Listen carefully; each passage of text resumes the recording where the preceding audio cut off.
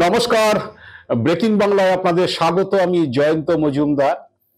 গত বছর লোকসভা ভোটের পরে পরেই বেশ কয়েকবার শুভেন্দু অধিকারী বলেছিলেন যে তিনি ভবানীপুরে মুখ্যমন্ত্রীর বিরুদ্ধে দাঁড়াতে চান এবং মুখ্যমন্ত্রীকে ভবানীপুরে হারাতে চান, হারিয়েই ছাড়বেন, এরকম একটা তিনি ঘোষণা করেছিলেন। তো তারপরে এক দু মাস বাদে আবার শুভেন্দু একটু পাল্টি খান এবং তিনি বলেন যে না, ভবানীপুরে বিজেপির অন্য প্রার্থীদের দিয়ে তিনি মুখ্যমন্ত্রীকে হারাতে চান। তো তারপরে সেই চ্যাপ্টারটা আস্তে আস্তে চুপচাপ হয়ে যায়। তখন ভবানীপুরে শুভেন্দু বেশ কয়েকবার গিয়েছেন, প্রধানমন্ত্রীর মন কি বাত অনুষ্ঠান ভবানীপুর বিধানসভা কেন্দ্রের মধ্যে তিনি শুনেছেন।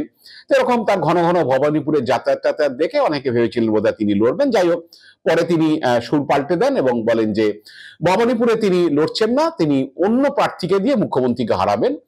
তো যাই হোক, এখন বিজেপির দক্ষিণ কলকাতা যে সাংগঠনিক জেলা, সেই জেলা সূত্রে জানা গিয়েছে যে দল নাকি শুভেন্দু অধিকারীকে দক্ষিণ কলকাতায় একটা ভবানীপুর কেন্দ্রে সমীক্ষা করার জন্য দায়িত্ব দিয়েছিল। তা শুভেন্দু সেই সমীক্ষার কাজে প্রাথমিক রিপোর্ট এসছে, তিনি সেই সমীক্ষাটা এবছরের গোড়া থেকে শুরু করেছেন বলে বিজেপি সূত্রে জানা গিয়েছে। এবং সেই সমীক্ষার প্রাথমিক রিপোর্ট এসছে, সমীক্ষাতে এক্ষুনি হচ্ছে যেটা এসছে সেটা আপনাদের আমি বলে দিচ্ছি, যেটা ধরে শুভেন্দু আগামী 8 মাস এগোতে চান বলে বিজেপি সূত্রে খবর, এবং সেই মতোই হচ্ছে স্ট্র্যাটেজিটা সাজাতে চান। সেখানকার জনবিন্যাস, ভোটার, কোন ভোটার কত, তাদের ধর্ম, ভাষা ইত্যাদি হচ্ছে এই সমীক্ষার মধ্যে এসছে। তো প্রাথমিক যে সমীক্ষা রিপোর্ট এসছে বিজেপির হাতে বা শুভেন্দুর কাছে, যেটা শুভেন্দু করিয়েছেন, তো সেই রিপোর্টে যেটা আছে আমি আপনাদের বলে দিই। আমি সব বিষয়গুলো আনছি না, মূল বিষয়গুলো যে ভবানীপুরে মোটামুটি একটা মিনি ভারতবর্ষের মতো। এখানে বাঙালি, পাঞ্জাবি, মারাঠি, ওড়িয়া, গুজরাটি, পূর্বাঞ্চলের ভোটার, বিভিন্ন মারোয়াড়ি সম্প্রদায়ের একটা বড় ভোট এইটা ভবানীপুর বিধানসভা কেন্দ্রের মধ্যে রয়েছে। এবং যেটা শতাংশের হিসাবে দেখা যাচ্ছে, ভবানীপুরে সবচেয়ে বেশি ভোট হচ্ছে কায়স্থ সমাজের, যাদের ভোট হচ্ছে 26.2%, এবং তারপরে মুসলিম সম্প্রদায়ের ভোট হচ্ছে 24.5%, পূর্বাঞ্চলীয় ভোটার 14.9%, মারোয়ারি ভোটার হচ্ছে 10.4%, এবং ব্রাহ্মণ ভোটার হচ্ছে 7.6%। এটা হচ্ছে ভোট শতাংশের হিসাবে কোন কোন সম্প্রদায় বা সমাজের ভোটটা রয়েছে। কারণ আপনাদের বলেই দিয়েছি বিভিন্ন ভাষাভাষী বা বিভিন্ন প্রভিন্সের লোকরা রয়েছে ভবানীপুরে, বসবাস করে এবং ভোটার রয়েছেন। তো এইটা ধরেই হচ্ছে যেটা জানা যাচ্ছে যে শুভেন্দুর এই যে সমীক্ষা ভবানীপুর বিধানসভা কেন্দ্র নিয়ে, এবং সেই সমীক্ষা তার সামাজিক অবস্থান, ভোটারদের অবস্থান, সেই হিসাবেই সেইটা ধরেই হচ্ছে পরবর্তীকালে কিভাবে প্রচার কর্মসূচি বা জনসংযোগ কর্মসূচি এগোবে সেটা বিজেপির কেন্দ্রীয় নেতৃত্ব ঠিক করবেন। এবং মোদিজি, অমিত শাহ সেই মতোই হচ্ছে সেখানে সেখানে সেইভাবে বিজেপির নেতা বা বক্তাদের পাঠাবেন, যাতে সেই সমাজ বা সেই ভোটারদের হচ্ছে বিজেপির দিকে আনা যায়। এরকম একটা স্ট্র্যাটেজি নিয়েই হচ্ছে শুভেন্দুর এই সমীক্ষা হয়েছে। যেমন গত এপ্রিল মাসে উড়িয়াপাড়ায় দইপট্টিতে উৎকল দিবস পালন হয়েছিল, এবং সেখানে উড়িষ্যার যুব মোর্চার সভাপতি অভিলাষ পান্ডেকে আনা হয়েছিল উড়িয়া ভোটারদের সঙ্গে, যে তাদেরকে ইন্ট্রোডিউস করার জন্য এবং তাদের সঙ্গে একটা জনসংযোগ গড়ে তোলার জন্য। আবার যেমনি সম্প্রতি আহমেদাবাদে যে বিমান দুর্ঘটনা ঘটেছে, সেখানে গুজরাটের প্রাক্তন মুখ্যমন্ত্রী বিজয় রূপানীর মৃত্যু হয়েছিল, তার স্মরণ সভায় সেখানে গুজরাটি ভোটারদের সঙ্গে শুভেন্দু অধিকারীও হচ্ছে মিলিত হন, এবং ওই যে স্মরণ সভার পুরো ব্যাপারটা হচ্ছে সমন্বয় করেছিলেন শুভেন্দু অধিকারী নিজে। তো এইগুলো চলছে, ভোটারদের বিন্যাস, ভোটারদের ধর্ম, এবং হচ্ছে তাদের যে কোন প্রভিন্সের মানুষ, তারা, তাদের ভাষা, এই সব এই সমীক্ষা অনুযায়ী সেইভাবে কাজ চলছে। এবং আপনারা জানেন যে ভবানীপুরে 8টা ওয়ার্ড টোটাল, 63, 70, 71, 72, 73, 74, 77, 82। তো এখানে যেটা দেখা গিয়েছিল যে 2014 সালে প্রথম যেটা সিগনিফিকেন্ট ছিল, 2014 সালের লোকসভায় ভবানীপুরে কিন্তু বিধানসভা কেন্দ্রে বরাবর হচ্ছে বিজেপি ভালো ফল করেছে, কিন্তু বিধানসভাতে বিজেপি খুব একটা দাঁত ফোটাতে পারেনি। 2014 সালে ভবানীপুরে যে লোকসভা ভোট হয়, ভবানীপুর অ্যাসেম্বলি সেগমেন্টে তথাগত রায় 176 ভোটে ভবানীপুর বিধানসভা কেন্দ্র থেকে এগিয়েছিলেন, এবং 73 নম্বর ওয়ার্ড যেটা, সেই মমতা বন্দ্যোপাধ্যায় বাড়ি যেই ওয়ার্ডে, সেই ওয়ার্ডেও তথাগত রায় এগিয়েছিলেন। মোটামুটি ভাবে বাকি 6টা অ্যাসেম্বলিতে হেরে গেল, ভবানীপুর অ্যাসেম্বলিতে তথাগত রায় 176 ভোটে লিড করেছিলেন। এটা হচ্ছে 14 হিসাব। যদিও 16 সালে মমতা বন্দ্যোপাধ্যায় দীপা দাস মুন্সিকে বিরাট মার্জিনে, প্রায় 32-33 হাজার মার্জিনে হচ্ছে হারিয়েছিলেন। তো পরে আবার 2019 সালে যেটা দেখা গেল যে মালারায় ভবানীপুর লোকসভা ভোট যখন হলো দক্ষিণ কলকাতায়, মালারায় ভবানীপুর যে লোকসভা কেন্দ্রে কিন্তু এগিয়ে গেলে 3,500 ভোটে। কিন্তু 73 নম্বর ওয়ার্ড মানে মুখ্যমন্ত্রীর বাড়ির ওয়ার্ড সহ 6টা ওয়ার্ডে কিন্তু বিজেপির প্রার্থী চন্দ্রনাথ বসু তিনি কিন্তু লিড করেছিলেন। মানে বিজেপি অল্প অল্প ভোটে লিড করেছিল যে 6টা ওয়ার্ডে, ইনক্লুডিং হচ্ছে মমতা বন্দ্যোপাধ্যায়ের বাড়ির ওয়ার্ড 73 নম্বর। কিন্তু মালা বাকি যে ওয়ার্ডে কিন্তু বাকি দুটো ওয়ার্ড থেকে মার্জিন নিয়ে হচ্ছে 3,500 ভোটে 19 সালে মালারায় লিড করেছিল। এবং আপনারা জানেন যে মালারায় মার্জিন অন্যান্য অ্যাসেম্বলি থেকে বিরাট একটা মার্জিন হয়েছিল। তো 21 সালে যেটা দেখা গেল যে 19-এর ভোটের পরে 21 সালে যখন প্রথমবার ভোট হলো, আপনারা জানেন যে মমতা বন্দ্যোপাধ্যায় নন্দীগ্রামে লড়েছিল, যে ভোটটা বিধানসভা হয়েছিল সেখানে ভবানীপুরে শোভনদেব চট্টোপাধ্যায় কন্টেস্ট করেছিলেন এবং শোভনদেব চট্টোপাধ্যায় রুদ্রনীল ঘোষ বিজেপি প্রার্থীকে 28,000-এরও বেশি ভোটে হারিয়েছিলেন। তো দেখা গেল 19-এ মালারায় 3,500 ভোটে ভবানীপুর অ্যাসেম্বলি লিড করলেও 21 সালে 2 বছর বাদে বিধানসভাতে সেই মার্জিনটা প্রায় 25,000 বেড়ে গেল অতিরিক্ত, এবং শোভনদেব 28,000 বেশি ভোটে তিনি লিড করলেন। পরবর্তীকালে তিনি আসন ছেড়ে দেন এবং মমতা বন্দ্যোপাধ্যায় এসে বাই ইলেকশনে তিনি জেতেন এবং প্রায় 35,000-এর উপর বেশ ভোটে তিনি মার্জিন পেয়েছিলেন। যদিও বিজেপি বলেছিল যে তৃণমূল গাজারি করেছে, রিগিং করেছে, তখন মমতা বন্দ্যোপাধ্যায় মুখ্যমন্ত্রী হয়ে গিয়েছেন। তো এইসব ধরনের অভিযোগ করেছিল।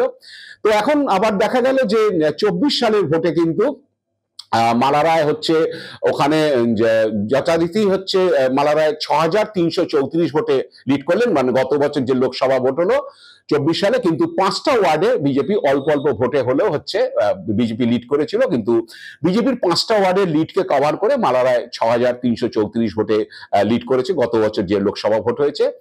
তো এখন এই ট্রেন্ডটা যেটা ভবানীপুরে যে অ্যাসেম্বলি পার্লামেন্ট ইলেকশনে ভবানীপুর অ্যাসেম্বলিতে বিজেপি 14, 16 এবং 19 সাল 14, 19 এবং 21 সালে মোটামুটি 24 সালে মোটামুটি খুব খারাপ রেজাল্ট করেনি।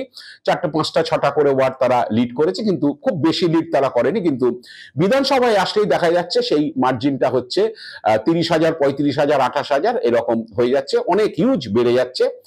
আসলে যেটা হয়েছে যে মালারায় গতবারে যেটা হয়েছিল যে 77 নম্বর ওয়ার্ড যেটা এগোয়ালপুরে, যেটা মুসলিম অধ্যুষিত, সেখান থেকে একটা বড় মার্জিন তিনি পেয়েছিলেন এবং মমতা বন্দ্যোপাধ্যায় বা শোভনদেব চট্টোপাধ্যায় সেইখান থেকে বড় মার্জিন তারা পেয়েছেন প্রতিটা ইলেকশনে। এবং 82 নম্বর ববি হাকিমের ওয়ার্ড, সেখান থেকেও তৃণমূল একটা বড় মার্জিন পায়। এবং লোকসভার সঙ্গে প্রায় দেখা যায় যে বিধানসভার মার্জিনটা 25, 30, 35,000-এর ব্যবধান হয়ে যাচ্ছে, যেটা তৃণমূল লিড করছে তার থেকে। তো এইরকম একটা অবস্থাতে যাই হোক শুভেন্দু এখন নেমেছেন, তিনি নতুন কারিগর হয়েছেন, হয়তো ভবানীপুরকে তার নন্দীগ্রাম করার মতো একটা স্বাদ জন্মেছে, সেই জন্য একটা সমীক্ষা টমীক্ষা করছেন। এবং বিজেপি সূত্রে বলা হচ্ছে যে শুভেন্দু অধিকারী নাকি মমতা বন্দ্যোপাধ্যায়কে একটা সাংঘাতিক লড়াই দিতে চান, সেই জন্যই তিনি এই সমীক্ষাটা করেছেন। এবং এই সমীক্ষার এখন জনবিন্যাস, ভোটার শতাংশ, কোন বুথে কত % ভোটার, কোন কোন সমাজের কোন ধর্মের ভাষার, সেইগুলো এসছে, তার ভিত্তিতেই এখন এগোনো হচ্ছে। সেই বুথ ধরে সেইভাবেই হচ্ছে বিজেপি স্ট্র্যাটেজি করবে যদি মমতা বন্দ্যোপাধ্যায়কে মানে শুভেন্দু আরেকটা নন্দীগ্রাম এখানে করতে পারে। তো এখন দেখা গেল ট্রেন্ডটা হচ্ছে ভবানীপুরের লোকসভা ভোট একরকম, বিধানসভা ভোটটা আরেক রকম। আর মুখ্যমন্ত্রী যখন লড়েন তখন সে ভোটটা অনেক রকম ভাবেই চেঞ্জ হয়ে যায়, কারণ তখন আর দেখা যায় যে বিজেপি লোকসভা ভোটে যে ওয়ার্ডগুলোতে লিড করে সেগুলো আর লিড ধরে রাখতে পারে না। কারণ মমতা বন্দ্যোপাধ্যায় 2021 সালে যখন বাই ইলেকশনে লড়েন তখন কিন্তু 8টা ওয়ার্ডেই তিনি লিড করেছিলেন এবং বিরাট ভোটে তিনি জিতেছিলেন। তো এইরকম একটা কম্বিনেশন। যাই হোক, শুভেন্দুর চেষ্টা, যদি নন্দীগ্রাম নিয়ে তৃণমূল শুভেন্দু 1956 ভোটে জিতেছেন, তৃণমূল কটাক্ষ করে লোডশেডিং করে তিনি জিতেছেন, অমুক তমুক, সেটা নিয়ে এখন মামলাও রয়েছে। যাই হোক, আমি ধরে নিই যদি নির্বাচন কমিশন যাতে তাকে সার্টিফিকেট দিয়েছে তিনি লড়েছেন। কিন্তু নন্দীগ্রাম আর ভবানীপুর বিধানসভাটা এক নয়, কারণ নন্দীগ্রামে শুভেন্দু অধিকারী জেতার পেছনে অনেক প্রশ্নচিহ্ন, অনেক কিছু রয়েছে। কারণ সর্ববৃহৎ যেটা হয়েছে সেটা হয়েছে যে আপনারা জানেন ইতিমধ্যে যে তৃণমূল মনে করেছে যে নন্দীগ্রামে শুভেন্দু অধিকারী যখন লড়াই করে মমতা বন্দ্যোপাধ্যায়ের বিরুদ্ধে, সেখানে তৃণমূলের বেশ কিছু বিভীষণকে চিহ্নিত করেছিলেন ভোটের পরে তৃণমূল, যে যাদের অনেকের মনে হয়েছিল যে মমতা বন্দ্যোপাধ্যায় হেরে গেলে হয়তো আসনটা খালি থাকবে, ভবিষ্যতে তারা সেখানে লড়াই করে জিতে আসতে পারবে। শুভেন্দু অধিকারী বিজেপিতে চলে গেছেন, তাদের মধ্যে হয়তো কারোর হয়তো স্বাদ ছিল যে নন্দীগ্রামে তারা তৃণমূলের প্রার্থী হিসেবে লড়াই করবেন, কিন্তু মমতা বন্দ্যোপাধ্যায় ঘোষণা করে দেওয়াতে তাদের আর সেই স্বাদ পূর্ণ হয়নি। তা মমতা বন্দ্যোপাধ্যায় যদি হেরে যায় তাহলে হচ্ছে আসনটা ওপেন থাকবে, তারা ভবিষ্যতে সেখানে লড়াই করার সুযোগ পাবেন বা জিততে পারবেন, জিতে বিদায় করতে পারেন। এরকম পরবর্তীকালে তৃণমূল কয়েকজনকে চিহ্নিত করেছিল যে ওইসব বিভীষণদের কারণেই হচ্ছে হয়তো তৃণমূলের ভোটটা খারাপ হয়েছে, এবং যে সব জায়গাতে হচ্ছে অনেক বেশি মার্জিন পাওয়ার কথা ছিল সেখানে সেই মার্জিন হয়নি, সেই কারণে হয়তো এই রেজাল্টটা হয়েছে। এটা তৃণমূলের যেটা ইন্টারনাল অ্যাসেসমেন্ট। তো শুভেন্দু সেখানে সাকসেস হয়েছিলেন এবং প্রচুর টাকা তিনি খরচা করেছিলেন। সম্ভবত 2021-এ 294টা বিধানসভা কেন্দ্রে বিজেপি যা খরচা করেছিল, সবচেয়ে বেশি খরচ নন্দীগ্রামে হয়েছিল। এটা বিজেপির লোকজন জানে, নেতারাও জানেন, রাজ্য কমিটির নেতারাও জানেন। বিরাট টাকা খরচা করেছিল মমতা বন্দ্যোপাধ্যায়কে হারানোর জন্য। এবং তৃণমূল যেসব বিভীষণদের চিহ্নিত করেছিল, সেই বিভীষণদের কেউ কেউ বসে গিয়েছিলেন, কারোর কাছে কিছু উপঢৌকনও গিয়েছিল বলে অভিযোগ আছে। যাই হোক, সেগুলো পরের ব্যাপার, সেগুলো হয়তো শুভেন্দুর ভোট কৌশল। শুভেন্দু তো পেরেছেন সেইটা যে কাউকে হয়তো যে কি কাকে কি দিয়ে হচ্ছে কিনে নেওয়া যায় সেটা হচ্ছে তিনি ভালো জানেন, কার কোথায় দুর্বলতা আছে সেটা হচ্ছে তিনি ভালো জানেন, সেসব কৌশল তিনি প্রয়োগ করেছেন। তো এখন অনেকেই বলছেন যে ভবানীপুরে অনেক স্ট্র্যাটেজি ফ্যাটেজি এসব স্ট্যাটিস্টিক্স তিনি নিচ্ছেন, সমীক্ষা করাচ্ছেন, সেই অনুযায়ী বিজেপি সেখানে প্রচার করবে। তো আলটিমেটলি ভবানীপুরে কি এরকম নন্দীগ্রামের মতো কোনো টিভিশন খুঁজে বার করতে পারবেন? কারণ এখানে যেসব কাউন্সিলররা আছে তৃণমূলে, তারা মমতা বন্দ্যোপাধ্যায় যখন নির্বাচন হয় তারা তখন একবারে জান লড়িয়ে দেন, এবং দুটি ওয়ার্ড থেকে একটা বিরাট মার্জিন পান, সেটা ববি হাকিমের ওয়ার্ড এবং ৭৭ নম্বরে যে ওয়ার্ডটা ইকবালপুরে, যেটা মুসলিম অধ্যুষিত, এবং যে 24.5% ভোট, তার সিংহভাগটাই ওখানে, এবং সেখান থেকে তৃণমূল একটা বড় মার্জিন পান।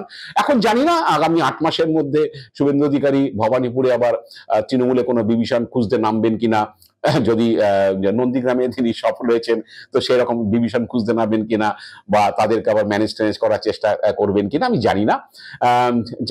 করার চেষ্টা করলেও সফল হবেন কিনা আমি জানি না, কারণ নন্দীগ্রাম আর ভবানীপুরের সিচুয়েশনটা সম্পূর্ণ অন্য। আর যখন মুখ্যমন্ত্রী লড়াই করে তখন সিচুয়েশনটা আরো অন্যরকম হয়ে যায়।